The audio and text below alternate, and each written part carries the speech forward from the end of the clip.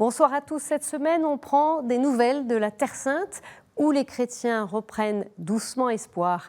Après 2 ans de pandémie, en effet, eh bien, les pèlerins sont bien de retour, même si la situation économique reste difficile pour les chrétiens qui vivent essentiellement du tourisme religieux. Éclairage dans un instant avec notre invité, le père Jean-Jacques Pérenès, directeur de l'école biblique et archéologique française de Jérusalem. Mais pour commencer cette édition, quelques repères. Géographiquement, aujourd'hui, la Terre Sainte recouvre pour l'essentiel l'État d'Israël et la Cisjordanie. Il faut y ajouter le territoire du Golan, la bande de Gaza, le sud du Liban, une partie de la Jordanie et l'Égypte. Jérusalem en est la ville la plus importante car Jésus y est mort et y est ressuscité. Côté population, selon le Bureau central des statistiques israéliens, eh bien Israël compte 9 millions d'habitants, dont environ 2% de chrétiens. En Palestine, il y a 5 millions d'habitants, dont 1% de chrétiens. Tout de suite, je retrouve mon invité.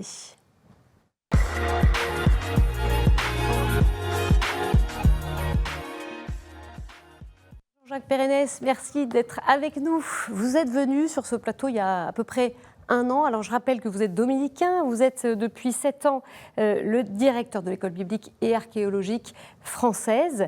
Alors on va revenir dans cette édition, on a suivi ce qui s'est passé depuis 2020, mais on va faire un point sur cette actualité qui suscite de l'espérance chez les chrétiens, c'est le retour des pèlerins. Un retour qui s'est fait de manière tout à fait progressive. Un chiffre, en tout cas, qui est avancé, c'est celui d'1 million, 1 million de pèlerins qui se sont rendus en Terre Sainte depuis 2022. Alors après, un retour qui s'est fait tout d'abord au compte-gouttes, avec des restrictions, des conditions d'entrée très strictes. Eh bien, les restrictions sanitaires ont toutes été levées en juin, donc on peut rentrer facilement en Terre Sainte. Alors si la plupart des voyages sont des reports de groupe de 2020, ces retours en tout cas sont un signe encourageant pour les professionnels du tourisme religieux. Je vous propose d'écouter, Père, le témoignage de Fabien Safar, qui est guide présent sur ce terrain depuis de nombreuses années. C'est une grande joie déjà de pouvoir voir les pèlerins de retour en Terre Sainte. Depuis le mois de juin, il n'y a plus de restrictions. Il n'y a plus besoin de faire de tests PCR ou antigéniques avant l'embarquement. Entre le mois de janvier et le mois d'août, on a eu à peu près 1 million de touristes et pèlerins qui sont venus visiter le pays. Et on s'attend à une grande fréquentation ces derniers mois de l'année 2022 et de plus en plus de demandes en 2023, pour l'année 2023. On s'attendait à moins de fréquentation, mais on a été vraiment surpris de voir que voilà, il y avait cette demande. On veut revenir pèleriner. On veut revenir pèleriner, Père. Alors, il faut regarder aussi la situation. On va prendre des éléments de comparaison. 1 million en 6 mois. Israël tape sur 2 millions pour l'année 2022. Si on regarde avant le Covid, 2019, on était à plus de 4 millions. Est-ce qu'on peut parler d'une vraie reprise, en particulier dans ce contexte international qui est anxiogène? Il y a la guerre en Ukraine, on a cette crise écologique, énergétique. Voilà. Est-ce que c'est une vraie reprise ou est-ce que c'est trop tôt pour le dire? Nous verrons, je pense. D'abord, heureux de vous retrouver, Stéphanie, heureux de retrouver Kathéo. C'est important pour nous de pouvoir donner des nouvelles, parce que nous vivons dans un pays blessé, qui n'est pas un pays heureux, un pays où la justice et la paix ne sont pas là, et durablement. Donc voilà, c'est important pour nous d'en parler vraiment. Et de ce fait aussi, c'est important que les gens viennent nous voir. Et au-delà de l'impact économique qui a été très réel, évidemment, de l'absence de pèlerins pendant 2 ans, ça a été désastreux, surtout en Cisjordanie. Parce qu'en Israël, il y a une sorte de filet social comme en France, où les gens avaient un petit quelque chose, même s'ils n'allaient pas travailler. En Cisjordanie, rien du tout. Et donc, c'était la misère. À Bethléem, c'était la misère, la pauvreté se voyait dans les rues. Ça a été très, très triste. Donc, je dirais, il y a cet aspect économique et social. Mais au-delà, le défi pour nous, là-bas, pour les chrétiens, c'est l'espérance. est-ce que nous allons tenir? Vous avez vu les chiffres, ils sont très petits, et surtout, il y a une sorte de tristesse, il y a une sorte de lassitude, n'est-ce pas, devant 70 ans de grignotage progressif des droits des uns et des autres, etc.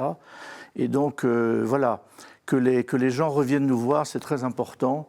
C'est un signe d'espérance et ça permet aussi aux chrétiens de Palestine, mais aussi aux autres, de partager ce qu'ils vivent, leurs projets, leurs espoirs, leurs rêves. Hein. Ils ont besoin de ce lien aussi avec les pèlerins du monde. Très important. Et ils ne veulent pas être considérés comme une minorité, un petit reste, hein, n'est-ce pas? De fait, 1%, 2%, c'est rien.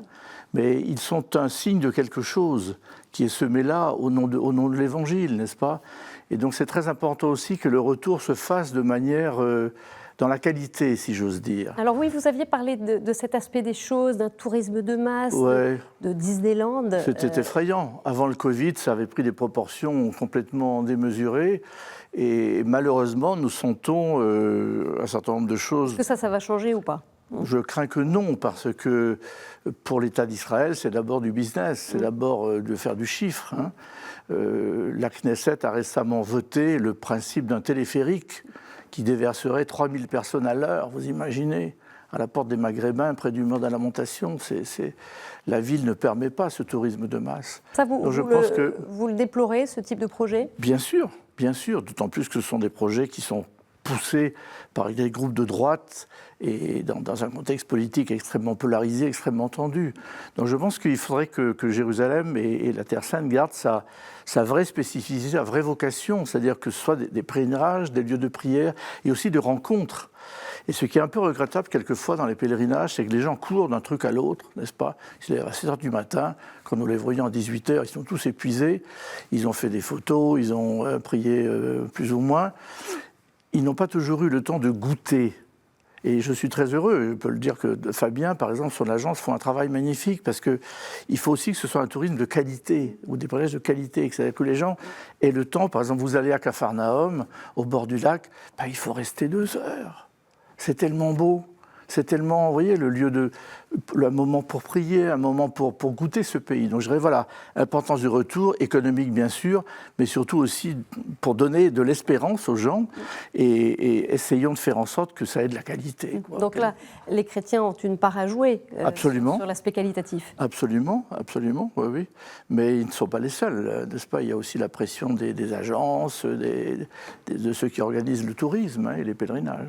C'est un ensemble. C'est un ensemble. Alors pour l'école biblique, en tout cas, il y a une bonne nouvelle, c'est le retour de vos étudiants. Absolument, oui. Pour nous aussi, c'est la joie. Parce vous parliez des enseignements à distance. Mais... Oui, en 2020-2021, on l'avait fait à distance, on a quand même assuré les cours. Ouais. Et en 2021-2022, la maison était pleine à craquer, et d'une très très belle promotion, joyeuse, variée, diversifiée. On va continuer cette année, donc nous sommes très très motivés. Nous sommes aussi dans une dynamique de renouveau des professeurs, de rajeunissement du corps professoral. Il y a des projets importants en archéologie, par exemple à Gaza, etc. Donc, on vit une belle période de croissance. Avec, de temps en temps, ça craque un peu la croissance, mais c'est bien. Et voilà, on est très heureux de pouvoir jouer notre rôle, justement, pour que ce pays ne soit pas qu'un lieu touristique, mais c'est un lieu où la parole de Dieu doit être entendue, méditée. Et donc la formation que nous donnons à nos étudiants et au passage dont profitent un peu certains pèlerins qui passent, contribue aussi à donner une certaine qualité à cette connaissance de la Terre Sainte. Vous voyez, que ce ne soit pas un voyage parmi d'autres. J'ai fait Venise, j'ai fait Malte, Non. En Terre Sainte, il faut vivre quelque chose. Il faut vivre quelque chose et vous avez évidemment tout ce volet de l'école biblique et archéologique, cette confrontation de la Bible au terrain avec des fouilles qui ont été interrompues, j'imagine, et qui reprennent. Pas vraiment, parce que Gaza étant une prison, n'était pas affectée tellement malheureusement par un petit peu, ça a été un peu compliqué, mais c'est toujours compliqué avec Gaza. Et puis nous avons des fouilles anciennes de Jordanie, etc., qui sont en cours de publication. Donc il n'y a pas eu vraiment d'interruption. Disons que ça a été un peu plus compliqué. Les visites des spécialistes étaient plus compliquées. Mais non, nous sommes très heureux là aussi parce que l'Agence française de développement a beaucoup investi sur les projets que nous envoyons à Gaza. C'est quand même un monastère qui a 15 siècles. Le monastère Saint-Hilarion. Saint-Hilarion, 10 hectares de périmètre inscrits sur la liste indicative du patrimoine de l'UNESCO pour la Palestine. Des centaines de visiteurs chaque semaine. On en voit quelques images. Ouais, c'est très beau. Vous parliez du contexte politique aussi, des pressions, et notamment alimentées par les partis de droite. C'est intéressant d'observer qu'il y a une droitisation de la vie politique. Un sondage parle de 62% parmi les électeurs juifs qui voteront à droite. On était à 46% en 2019. Il y a les élections législatives le 1er novembre. Qu'est-ce que ça traduit ? Ça traduit, je crois, un certain désarroi, en fait. Je pense que ce pays, qui est né d'un beau projet, donner une terre à un peuple qui n'en avait pas, c'était un beau projet en soi. Mais il s'est peu à peu fourvoyé dans une sorte de radicalisation, de durcissement. On ne peut pas avoir la paix dans l'injustice permanente. Et donc il y a une sorte de surenchère dans un système politique où en plus on est à la proportionnelle intégrale, c'est-à-dire il n'y a jamais de vraie majorité qui se dessine. Et donc tout groupuscule compte. Et aujourd'hui on a au gouvernement, il y a à la Knesset des gens carrément racistes. La loi de juillet 2018 disait l'État d'Israël est un État juif dont la langue est l'hébreu. Sauf dans vos statistiques, on n'a pas dit combien d'Arabes il y a en Israël, n'est-ce pas ? Et ça se compte en millions, donc je veux dire, et qui parlent l'arabe. Donc je crois qu'il y a un vrai défi. Je suis membre de la commission Justice et Paix de l'Église de Jérusalem, très belle commission, présidée par Monseigneur Sabar, qui est une magnifique figure respectable dans ce pays, n'est-ce pas ? Et l'essentiel des membres sont les Palestiniens, juristes, avocats, journalistes, etc. Et nous avons une photographie très précise de ce qui se passe, n'est-ce pas ? Et donc c'est vraiment un gros enjeu de promouvoir la coexistence dans la justice. La paix sera à ce prix-là. Et ce n'est pas par les radicalisations, par les surenchères électoralistes, par les checkpoints supplémentaires, les mesures coercitives, non. L'Église, elle a travaillé aussi un discours sur la paix.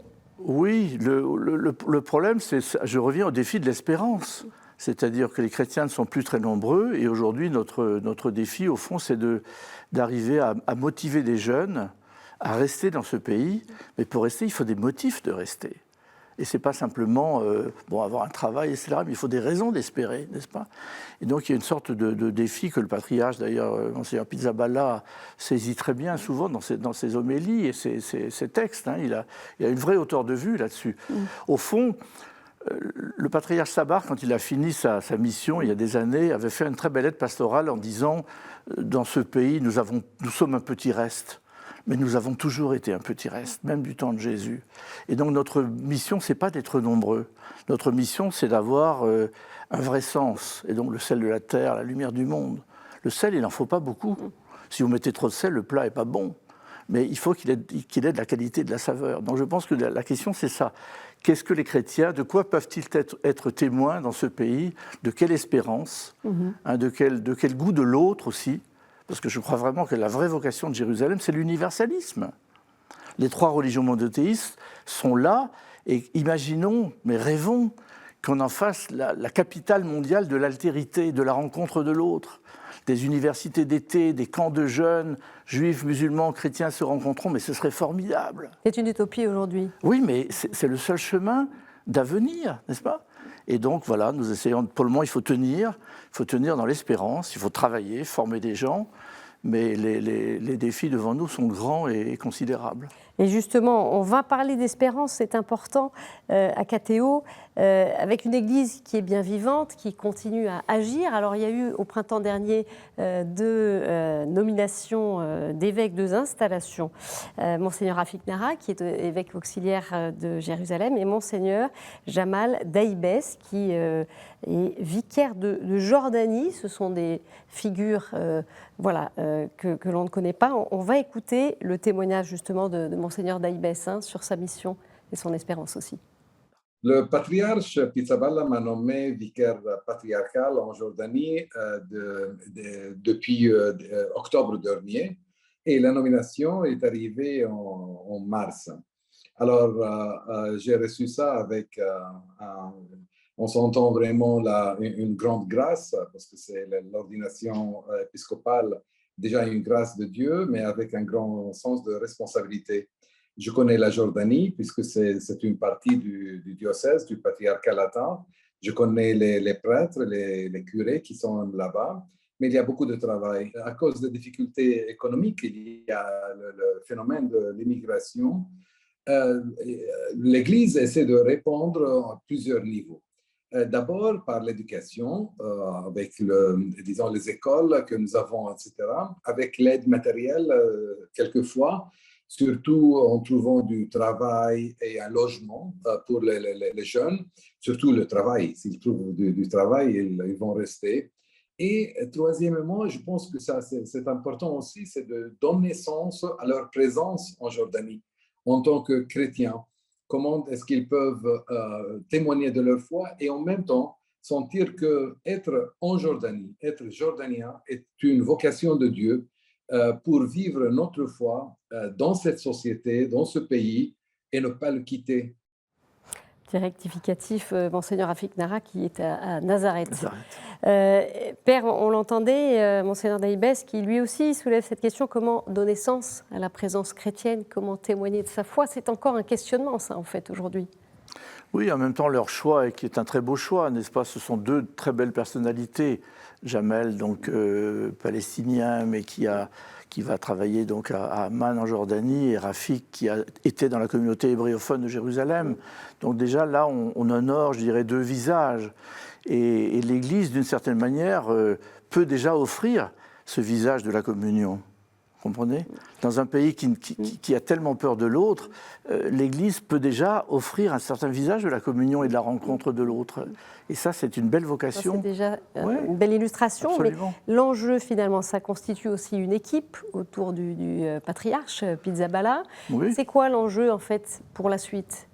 L'enjeu, je pense, c'est d'être présent proche des communautés. S'il faut un patriarche et 3 vicaires patriarcaux, parce que c'est pas si grand que ça, finalement, même si à Chypre aussi.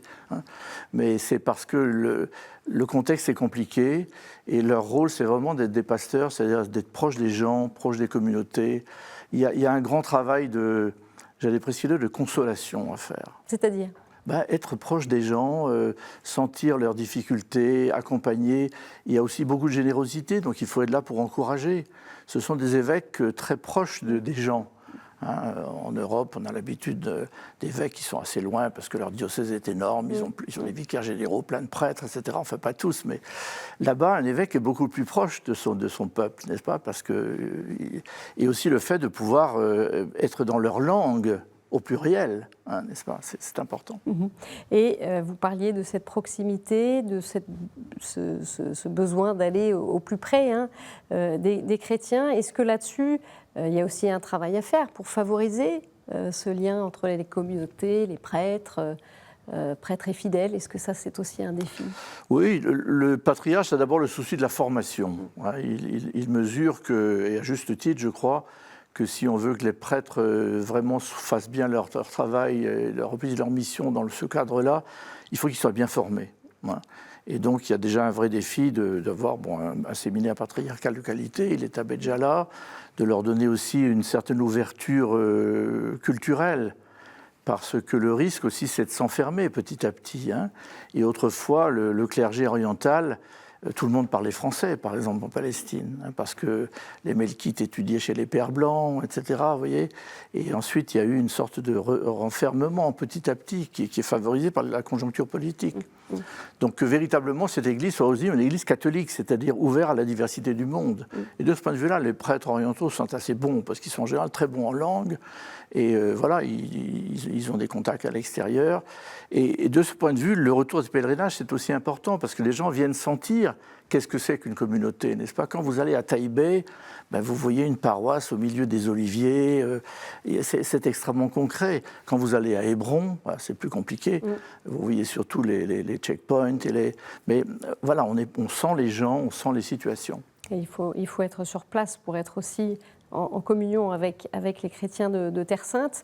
Il y avait une question aussi autour d'une forme d'inquiétude pour les chrétiens d'être reconnus en tant que tels et avec des législations sur les propriétés, des territoires qui sont rognés. Qu'est-ce que vous pouvez nous dire là-dessus ? C'est un rouleau compresseur qui continue, qui a commencé il y a des années et qui, il y a quelques années, s'est écrémisant la propriété des Salésiens, là, vers Bethléem, n'est-ce pas, qui a été traversée par un mur, amputée, etc. On est vraiment dans une logique d'emprise territoriale croissante, non seulement en Israël, mais dans les territoires occupés, en Cisjordanie. On dit qu'il y a aujourd'hui plus de 600 000 colons, ils n'aiment pas le mot, mais c'est quand même, ce sont, en Cisjordanie, donc en territoire palestinien. Et du coup, on double les routes, on fait des tunnels, des ponts, etc. Et les communautés religieuses souffrent un peu au passage, quoi. Nous-mêmes, à l'école biblique, nous savons qu'il y a une pression foncière importante autour de nous. On est à la porte de la vieille ville. Il y a un projet qui nous inquiète beaucoup de création d'un parc national au Mont des Oliviers. Les parcs nationaux, c'est une très bonne idée en Israël. C'est une façon d'organiser la visite des sites importants. En soi, c'est bien. Oui. Mais si vous incluez le monastère, le Carmel du Pater, les bénédictines du Mont des Oliviers, etc., dans un périmètre qui sera géré administrativement par une entité publique, qu'est-ce que ça va donner un jour, vous voyez ? Donc il y a toutes sortes de choses qui nous inquiètent. Donc il faut être vigilant. Un mot pour terminer, peut-être une prière que vous pouvez nous partager, Père. Voilà, on reste dans l'espérance. Seigneur, donne-nous le don de l'espérance pour que nous soyons des artisans de paix. Merci, Père, on portera cette prière.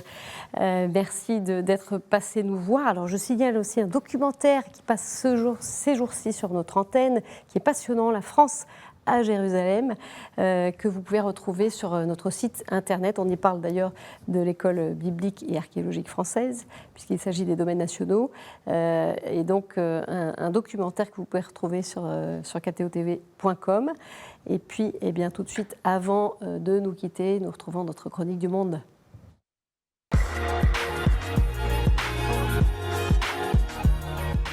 Je suis le père Ibrahim du patriarcat latin. J'étais ordonné en 2010 comme un prêtre du patriarcat. Et aujourd'hui, je voudrais parler du fait d'être prêtre en Terre Sainte. C'est vraiment une expérience différente de tout autre service. Bien sûr, chaque pays, chaque région a ses spécificités. Mais être prêtre en Terre Sainte, c'est une autre histoire. Tout simplement parce que nous devons être de vrais témoins de Jésus et de son Église, l'Église mère. Mais aussi parce que nous devons faire face à tous les différents croyants qui habitent cette terre, musulmans, juifs, non-croyants. Ces grandes diversités qui est une richesse nous donne aussi comme devoir de soutenir notre petit nombre de chrétiens, pierre vivante de Christ. Ce soutien se doit d'être spirituel mais aussi financier. Nous devons construire des écoles, d'hôpitaux, d'universités, non seulement pour permettre aux gens de recevoir une éducation, mais aussi pour apporter une dimension pastorale. Ainsi, nous, les prêtres de Terre Sainte, nous voyageons de la Palestine en Israël en passant par la Jordanie. Certains d'entre nous sont envoyés à Rome pour étudier, tandis que d'autres travaillent dans des paroisses à l'étranger. En tant que membres du patriarcat, nous devons nous occuper de plus de 200 communautés religieuses, d'hommes et de femmes. Il n'est pas facile d'être un prêtre en Terre Sainte. Et je dirais même que c'est un défi. Et même c'est aussi une chance et une expérience unique pour nous comme un prêtre en Terre Sainte. Et c'est pourquoi je vous demande de prier pour nous, pour notre Église. Merci. Voilà, c'est la fin de cette édition. Vous pouvez la retrouver sur nos sites et réseaux sociaux. Je vous souhaite une très bonne semaine et je vous dis à jeudi prochain. Au revoir.